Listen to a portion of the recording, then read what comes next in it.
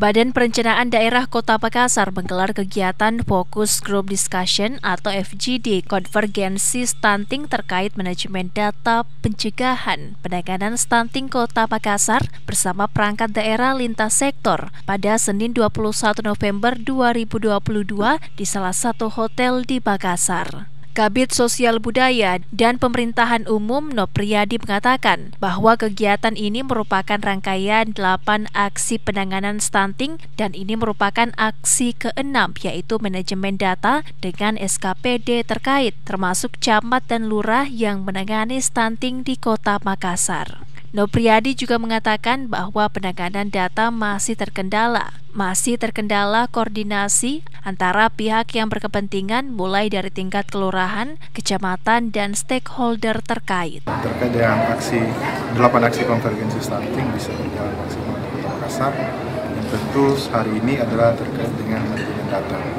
Manajemen data kita berharap bahwa yang hadir pada hari ini baik dari SKPD terkait, kemudian dari pemerintah kelurahan, kecamatan yang menjadi lokus penanganan stunting di Kota Makassar ini bisa berkolaborasi bersama untuk memasukkan data-data yang akurat, karena data merupakan hal yang penting dan data dalam perencanaan adalah hal yang sangat dibutuhkan, karena merencanakan tanpa data itu sama dengan merencanakan kegagalan.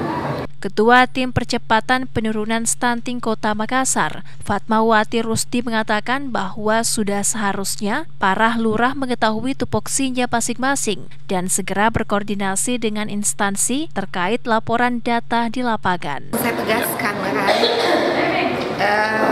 SK tim TPPS tingkat kelurahan, apakah Pak Lurah sudah terima? Mereka katakan sudah diterima. Nah, kalau dia sudah terima harus kan dia baca, dia tahu dong tupoksinya seperti apa. Kita sih tidak mau saling menyalahkan ya.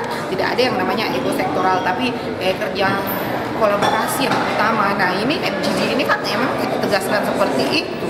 Komunikasi, koordinasi yang diperlukan. Agar penanganan stunting bisa berjalan efektif dan efisien, maka manajemen data baik yang spesifik dan sensitif tentu sangat dibutuhkan pemerintah Kota Makassar. Syahrir, Fajar TV dan Fajar Radio melaporkan.